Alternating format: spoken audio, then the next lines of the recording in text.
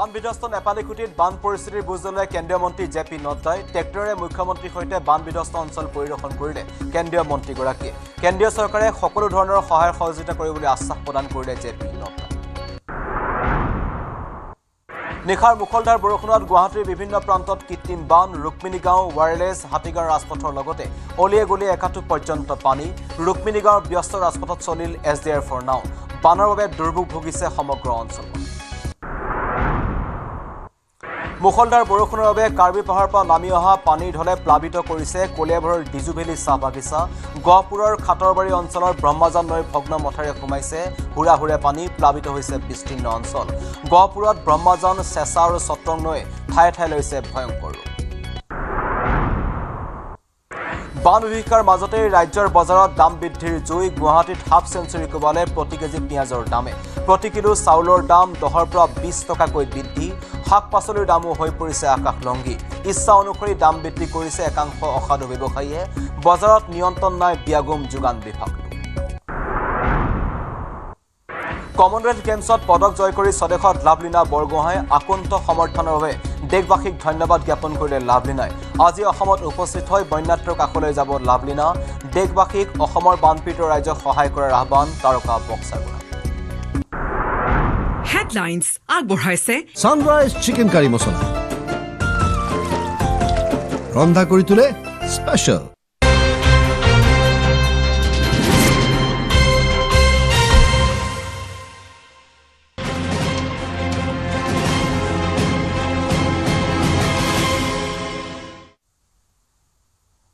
বাতৰিলৈ স্বাগতম জনাইছো। ষ্টুডিঅ'ত মই সৌৰভ।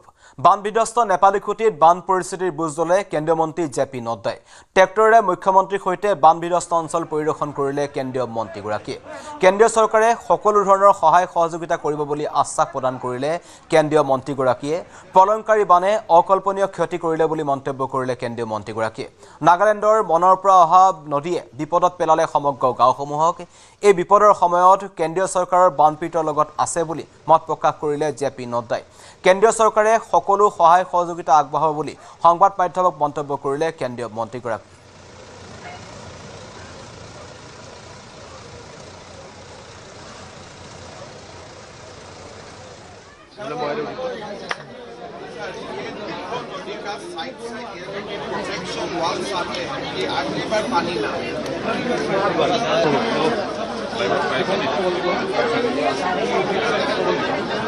हमारा टोटल गाय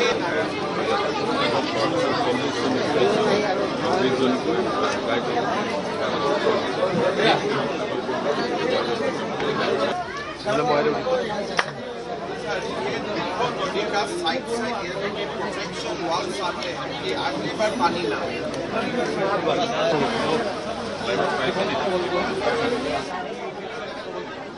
हमारा टोटल गाय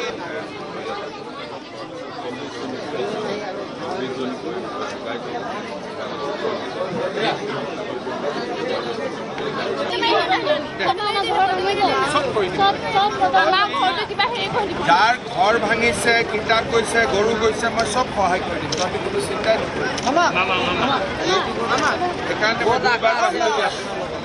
আপুনি আকৌ এবাৰ আহিলে আমাৰ ভাল লাগিব। আকৌ আহিম, মই 14-13 তাৰিখে আকৌ আহিম। মামা মোৰ দোকান আছে, মামা মিঠাই দোকান আছে, মোৰ দোকানটো আকৌ চলাই দিব লাগে মামা। কি নাম? কি নাম?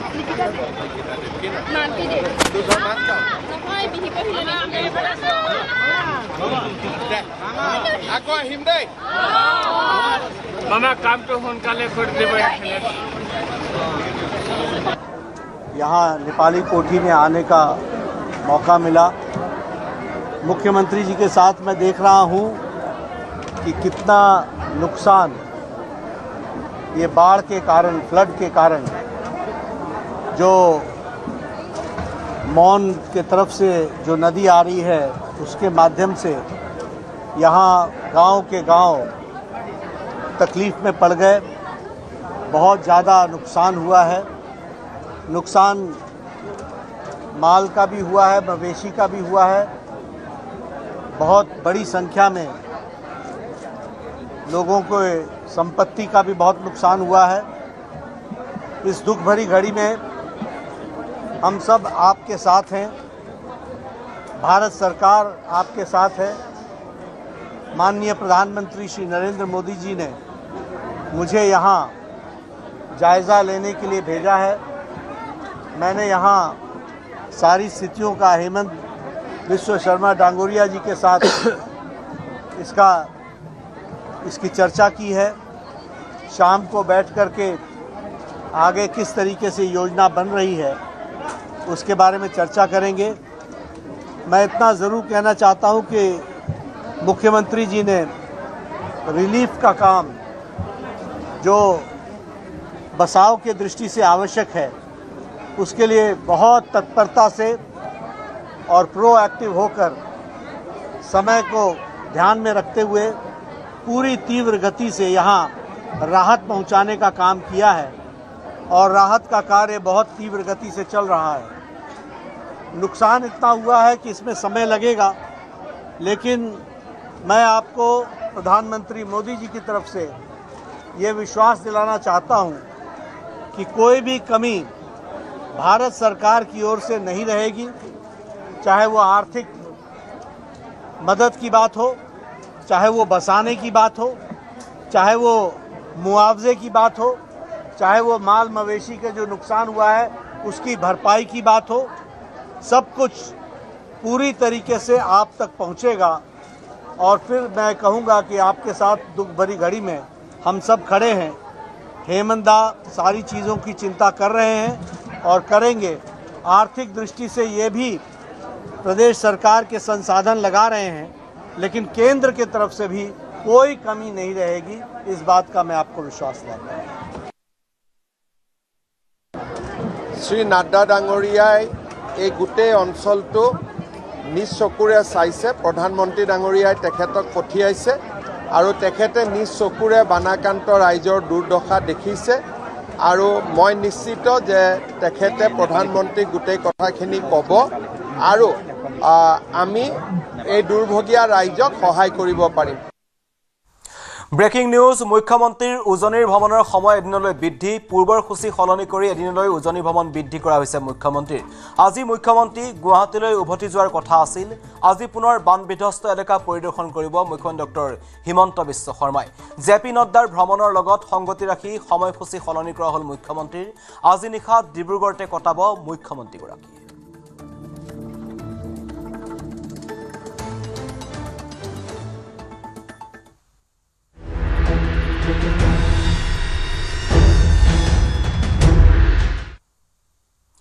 দুদিন ধৰি কৃত্ৰিম বানৰ কবলত গুৱাহাটী মহানগৰ। আজিও বুৰি আছে ৰুক্মিণীগাঁও, হাতীগাঁও, চিজুবাৰী। ৱায়াৰলেছৰ ৰাজপথত একাটো পৰ্যন্ত পানী। ৰুক্মিণীগাঁৱৰ ৰাজপথত চলিছে SDFৰ নাও। মঙলবাৰৰ পৰা মহানগৰীত দি আছে নেৰানেপেৰাকৈ বৰষুণ। নেৰানেপেৰা বৰষুণৰ বাবে জমৰ যাতনা ভুগিব লগা হৈছে সমগ্ৰ গুৱাহাটীবাসী ৰাইজে। পানীৰ বাবে সময়মতে বিদ্যালয়লৈ যাব পৰা নাই শিক্ষাৰ্থীসকল।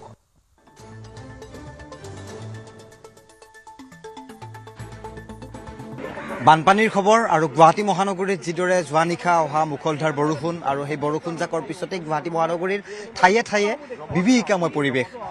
এই মুহূৰ্তত মই SDFৰ নৌকাত যাত্ৰা কৰিছোঁ আৰু মোৰ পিছপিনে আপোনালোকে দেখি অনুমান কৰিছে যে এইসমূহ ৰাস্তা এই মুহূৰ্তত প্ৰায় এককাল এবুকু পৰ্যন্ত ঠায়ে ঠায়ে পানী এই মুহূৰ্তত উঠা দেখিবলৈ পোৱা গৈছে।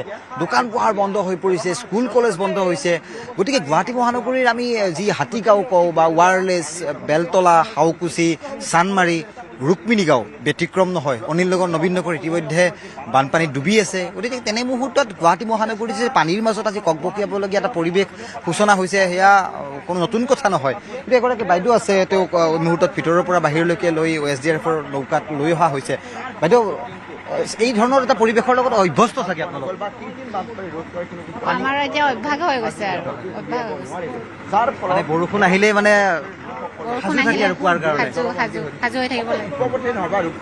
স্কুল কলেজ যোৱা চাগে নিশ্চয় ঘৰত মানুহ আছে, সেইখিনিৰ কাৰণে সমস্যা এটা হয়। স্কুলটো প্ৰায় যাবই নোৱাৰে, বন্ধই হৈ থাকে আৰু ডিউটিৰ ক্ষেত্ৰতো ঠিক তেনেকুৱাই। পাৰিলে যাওঁ আৰু নোৱাৰিলে আৰু অফে ল'ব লাগে, মানে মিলাব লাগে আৰু এনেকৈ যিয়ে নহওক। চাগে বৰষুণ দিলে ভগৱানৰ নাম ল'বলগীয়া এটা হয় ন, যে অলপ বৰষুণ নাহিবি পানী হ'ব। এই অভিজ্ঞতাখিনি সুধিছোঁ, কেনেকৈ পাৰ কৰিলে ইমান বছৰ আপোনালোকে? কেনেকৈ কি ক'ম মানে, এতিয়া দেখিয়ে আছে চবেই। ভুক্তভোগী আৰু বন্যাৰ্তৰ এই ধৰণৰ এটা তেওঁলোকৰ আশা যে তেওঁলোকে নেদেখাজনক প্ৰাৰ্থনা কৰিবলগীয়া এটা পৰিৱেশ দেখিবলৈ পোৱা যায়। গতিকে যাত্ৰা কৰিছোঁ এই মুহূৰ্তত আমি ৰুক্মিণী গাঁৱৰ মূল পথেৰে, আৰু এই পথছোৱাত এই মুহূৰ্ততো ঠায়ে ঠায়ে বিভীষিকাময় পৰিৱেশ, কাৰণ বাইলেন মূল পথ আটাইবোৰ পথ বৰ্তমান পানীত এই মুহূৰ্তত ডুবি থকা পৰিৱেশ এই মুহূৰ্তত দেখিছোঁ। গতিকে আমি আন আন প্ৰান্তৰ পৰাও পৰিৱেশসমূহ দেখুৱাই যাম। এই মুহূৰ্তত অঞ্জন ডেকা আৰু মই দীপাংকৰে গুৱাহাটীৰ ৰুক্মিণী গাঁৱৰ পৰা এই মুহূৰ্তৰ এখন লাইভ ছবি আপোনালোকক দেখুৱাবলৈ যত্ন কৰিছোঁ। টিয়কত পুনৰ বাঢ়নী পানীৰ সংহাৰ। কাকজান, টিয়ক আৰু পুঠি নদীৰ বাঢ়নী পানীত পুনৰ ডুবিল নতুন নতুন অঞ্চল। শিবিৰ এৰি ঘৰলৈ উভতা বন্যাত্য পুনৰ উভতি আহিছে আশ্ৰয় শিবিৰসমূহলৈ। পুনৰ বন্ধ হৈ পৰিছে দুদিন পূৰ্বে খোলা বিদ্যালয়সমূহ। পুনৰ বাঢ়নী পানীত হাহাকাৰ কৰিবলগা হৈছে বানপীড়িতৰ ৰাইজ। মোৰ পিছফালে এটা দৃশ্য দেখুৱাইছোঁ।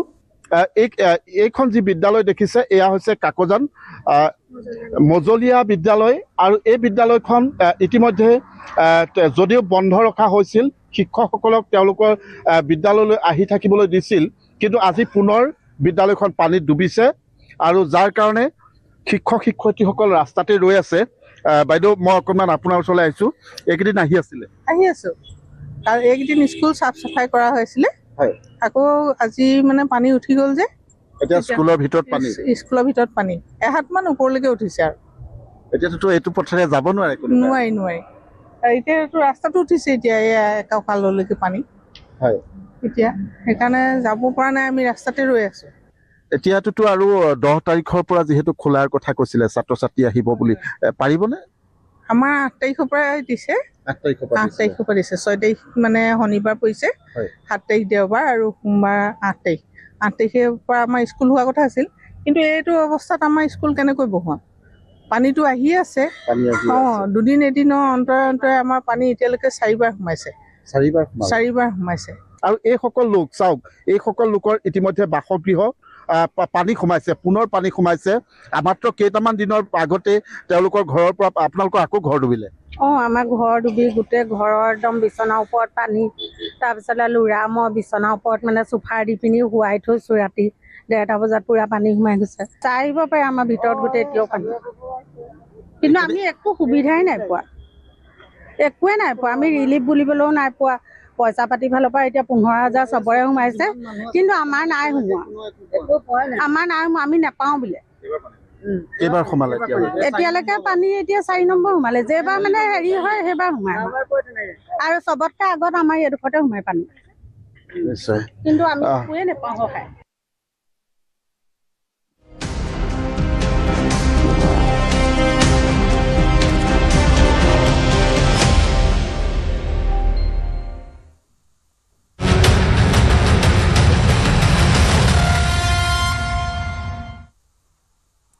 ৰাজ্যৰ বজাৰত দাম বৃদ্ধিৰ জুই। অত্যাৱশ্যকীয় সামগ্ৰীৰ দাম বৃদ্ধিয়ে জুৰুলা কৰিছে সাধাৰণ জনতাক। চাউল, আলু, পিঁয়াজৰ পৰা আৰম্ভ কৰি প্ৰতিবিধ শাক পাচলিৰ দাম আকাশলংঘী।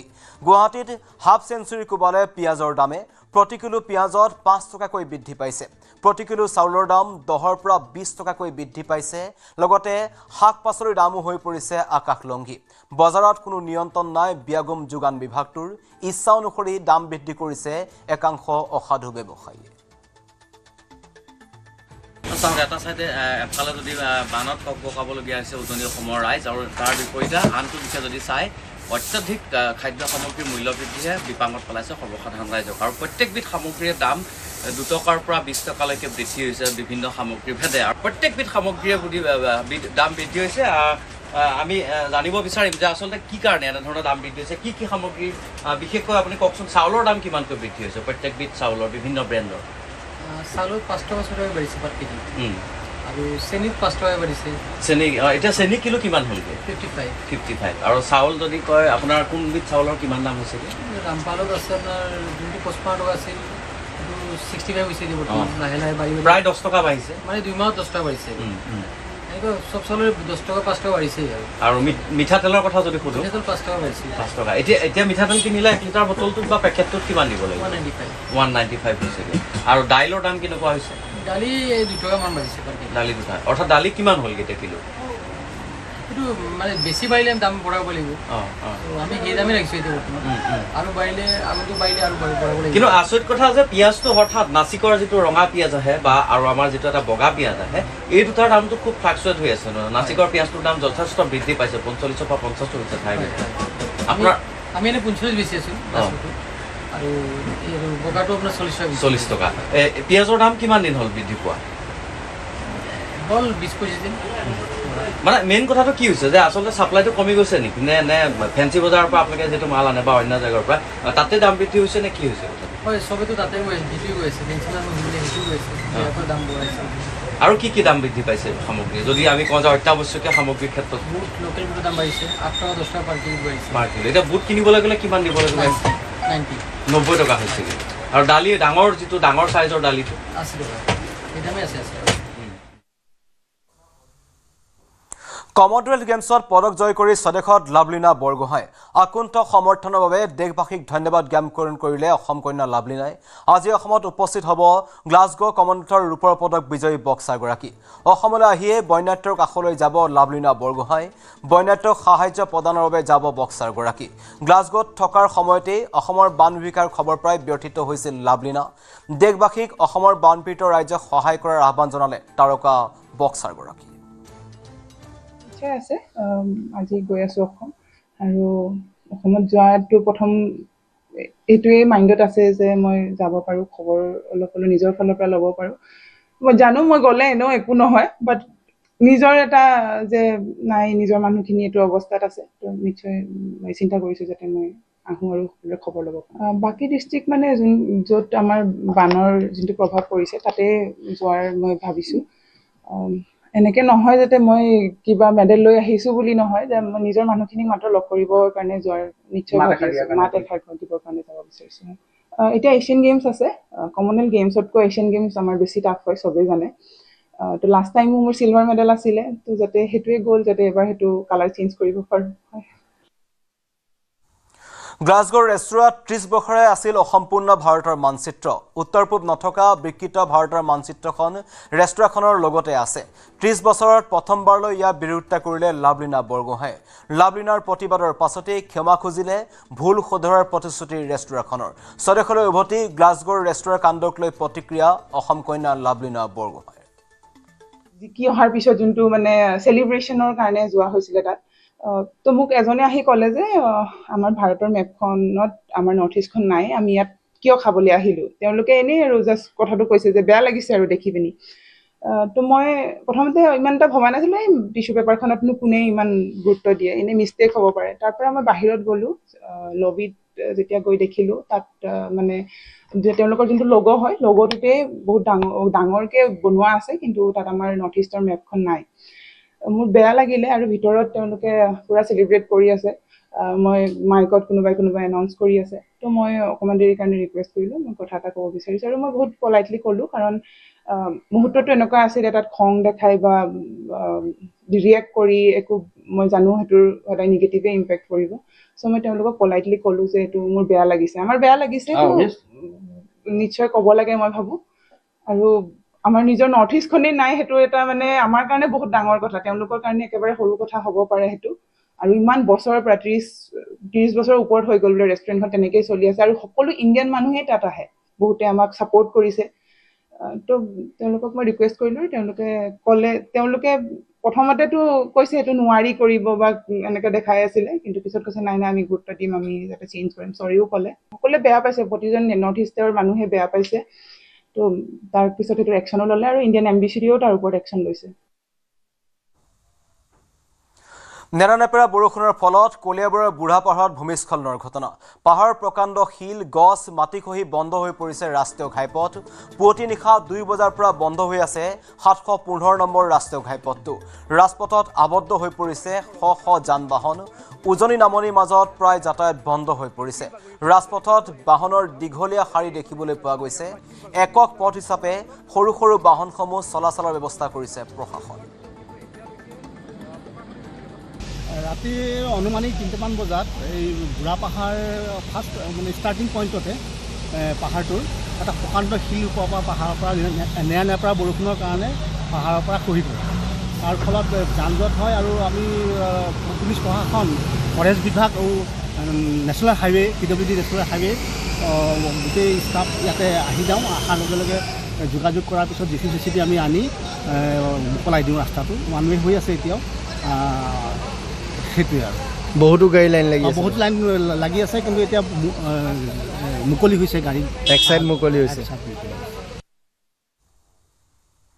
নিশাৰ এজাক মুখলধাৰ বৰষুণৰ পাছতে যোৰহাট নগৰৰ ইটোৰ পাছত সিটো অঞ্চলত হাহাকাৰ অৱস্থাৰ সৃষ্টি হৈছে প্লাবিত হৈছে নতুন অঞ্চল ঘৰৰ ভিতৰত একাঠু পৰ্যন্ত পানীত হাবুডুবু খাইছে যোৰহাটৰ জনসাধাৰণে পানীত নষ্ট হৈছে বহু সামগ্ৰী মঙলবাৰে নিশা অহা বৰষুণৰ ফলত যোৰহাটৰ বঙালপুখুৰী তৰুৰাম ফুকন পথ club road Chuladhara DCB road Sonari গাঁও তৰাজান আদি অঞ্চলৰ লগতে নতুনকৈ পানীত বুৰ যায় কমলাবৰীয়া অঞ্চলটো নিশা বাহনী পানীত হাহাকাৰ অৱস্থাৰ সৃষ্টি হ'ল কমলাবৰীয়া অঞ্চলৰ ৰাইজৰ মাজত যোৰহাট জিলা প্ৰশাসন আৰু একাংশ চৰকাৰী বিভাগৰ কৰ্মকাণ্ডৰ ফলতেই সমগ্ৰ যোৰহাট নগৰ পানীত ডুব যোৱাৰ গুৰুতৰ অভিযোগ উত্থাপন কৰিছে স্থানীয় ৰাইজ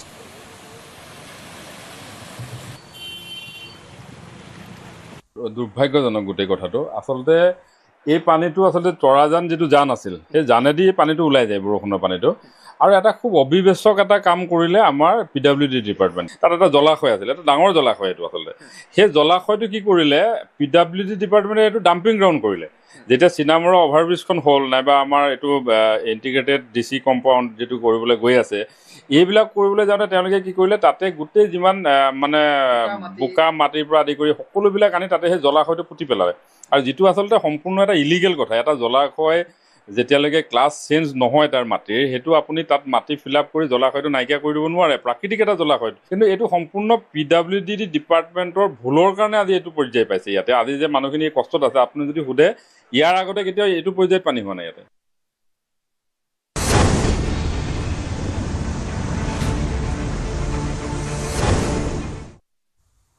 উজনিৰ জলপলৰ আজি 18টা দিন বিগত 18 দিনে দুৰ্বিষহ জীৱন কটাই আছে বান বিধ্বস্ত উজনিৰ তিনিখনকৈ জিলাৰ লোকসকলে ঘৰৰ ভিতৰত থকা বোকা পলস আঁতৰাই এতিয়া শেষ কৰিব পৰা নাই বান পীড়িতই আনহাতে এতিয়াও এককাল পৰ্যন্ত পানী আছে শিৱসাগৰ বহুকেইটা অঞ্চলত প্ৰলয়ংকাৰী বানত নিজৰ মাটি ভেটি হেৰুৱাই এতিয়াও আশ্ৰয় শিবিৰতে আছে লাখ লাখ লোক ঠায়ে ঠায়ে পানী শুকাইছে যদিও চৌদিশে পলসে পুতি পেলোৱাৰ ফলত আশ্ৰয় শিবিৰৰ পৰা ঘৰলৈ উভতিব পৰা নাই একাংশ বান পীড়িত আনহাতে বাহিয়ে আছে উজনিত বানত মৃত্যু হোৱা লোকৰ সংখ্যা উজনিত বানত মৃতকৰ সংখ্যা 89 গৰাকীলৈ বৃদ্ধি পালে চৰকাৰী সূত্ৰত প্ৰকাশ পাইছে মৃতকৰ এই তথ্য ধ্বংসস্তূপ পলসৰ মাজত আৰু মৃতদেহ থকাৰ সন্দেহ কৰা হৈছে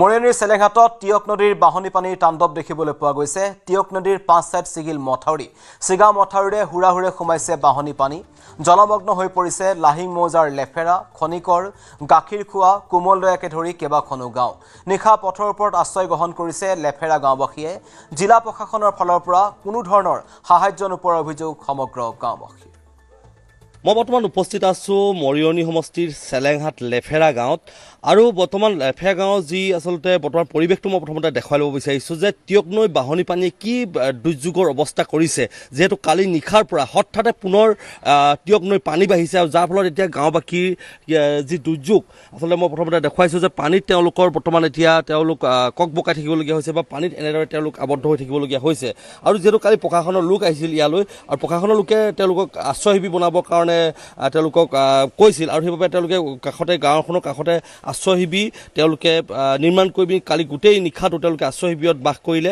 আৰু এইসকল লোক বৰ্তমান এতিয়া পানীত এনেদৰে আবদ্ধ হৈ আছে আপুনি যদি গাঁওখনৰ ভিতৰলৈ যায় এনেকুৱা দৃশ্যই দেখিবলৈ পাব আমি গাঁওখনৰ এটা মূৰত আছোঁ আৰু পিছফালেও যদি আপুনি দেখে সম্পূৰ্ণ যি টিয়ক নৈখন আচলতে গাঁওখনেদি বৈ অহাৰ দৰে এক পৰিৱেশ আচলতে আমি যদি সেইফালে অকণমান কিছু যাব পাৰোঁ আচলতে সম্পূৰ্ণ এক বৈ অহাৰ দৰে পৰিৱেশ দেখিছে কিদৰে আচলতে টিয়ক নৈখনে বাৰে বাৰে এই লেফেৰা গাঁওবাসীক আচলতে এই সমগ্ৰ যি লাহিং মৌজা গাখীৰ খোৱা বলমা আদি কৰি অঞ্চলটো কিদৰে বানাকাণ্ড কৰি আহিছে আচলতে বানে আচলতে ধুই নিছে যাৰ ফলত এতিয়া ঘৰৰ যি আচবাব তেওঁলোকে ওপৰলৈ উঠাই বাহিৰত পথত এনেদৰে তেওঁলোকে আশ্ৰয় গ্ৰহণ কৰিবলগীয়া হৈছে কালি আপোনালোক ক'ত থাকিলে গোটেই নিশাটোৱে থাকিলোঁ। কেইটা পৰিয়াল থাকিলে কালি তাত? আমি 17টামান পৰিয়াল থাকিলোঁ। হয় হয়। কেনেকুৱা এতিয়া অসুবিধা হৈছে? অসুবিধা আমাৰ গোটেই ঘৰ বুৰি মানে পানী সোমালে, গোটেই একদম চৌকাত পানী, তাৰপিছতে সেইটো কৰিব নোৱাৰোৱে, জুই জ্বলাবই নোৱাৰি, টিং পাতি আমি এনেকৈ চৌকা পাতি জ্বলাইছোঁ। তাৰপিছত আকৌ লেট্ৰিন বাথৰুমলৈতো যাবই নোৱাৰোঁ, পানী এআঁঠো হয়, গোটেই ঘৰ গোটেই খহি গৈছে। বাঁহৰে ঘৰ যেনিবা, চাৰ কেঁচু আকৌ উঁইবিলাক উঠিছে গোটেইবিলাক, এইবোৰ পানীবোৰ উঠি জেক হৈ গ'ল গোটেই ঘৰবোৰ, আমাৰ সাৰিলেও নোহোৱা নিচিনা হৈ আছে। সেইকাৰণে আমি চৰকাৰকো কৈছোঁ যে আমাক সোনকালে অতি সোনকালে আমাক মথাউৰিটো হয়, মথাউৰিটো নভটালৈকেতো পানী আহিয়ে থাকিব, আমি এনেকৈয়ে থাকিব লাগিব। পথাৰতো ৰোৱাবিলাকেতো একেবাৰে অনিষ্টই হ'ল, কিন্তু ৰুবলৈ থকাবিলাকোতো ৰুব নোৱাৰে, বালিও পেলালে তাতে গোটেইখন, আৰু কঠীয়াও নাই মানুহৰ, সকলোৱে ৰুই মেলি হেৰি কৰিলে।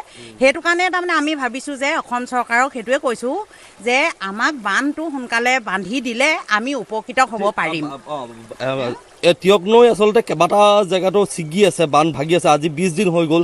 সেই বান্ধ আচলতে নিৰ্মাণ কৰা কোনো প্ৰচেষ্টা হাতত লোৱা নাই বা বান্ধিব পৰা নাই, কাৰণ যিহেতু বৰষুণো দি আছে, সেইবাবে কেনেকুৱা কি কৰিছে আমি অলপ জানিব বিচাৰিম। কেইঠাইত এতিয়ালৈকে বান্ধ ভাগি আছে? আমাৰ এইখিনিতে দুঠাইত ভাগি আছে, এইখিনিতে আমাৰ একেবাৰে লেফেৰা গাঁও সমীপতে দুঠাইত ভাগি আছে, আগলৈও ভাগি আছে, তাতো আগত ভাগি আছে, কিন্তু আমাৰ লেফেৰা গাঁও সমীপতে দুঠাইত ভাগি আছে। সেইটো কাৰণে আমাৰ বেছি এফেক্ট হৈছে, গোটেই নৈখনেই ইয়ালৈ গুচি আহিছে। নৈখনৰ গুচি অহাৰ ফলত গোটেই আমাৰ এই চুবুৰীটো গোটেই লেফেৰা গাঁও এটা চুবুৰী, মেইন গোটেইটো নহয়, এটা চুবুৰী মানে পানীটো গৈ পিনে শেষত গৈ একদম ৰাষ্ট্ৰীয় ঘাইপথ পাইগে, বলমাও পাইছেগৈ গৈ পিনে। মেইন ৰাষ্ট্ৰীয় ঘাইপথত যিটো আমাৰ টিয়ক বনমালী পুলত উঠে, এই পানীটোৱে আমাৰ এনেকৈ গৈ পিনে এনেকৈ গুচি যায়গৈ, তাত হয়গৈ। আৰু এখন আমাৰ ইয়াতে পাহাৰীয়া নগাজান আছে, সেই নৈখনে ওপন্দি ধৰাৰ কাৰণে বেছি পানী হৈছে ইয়াত। বাতৰিৰ পৰা বিদায় লৈছোঁ, ধন্যবাদ।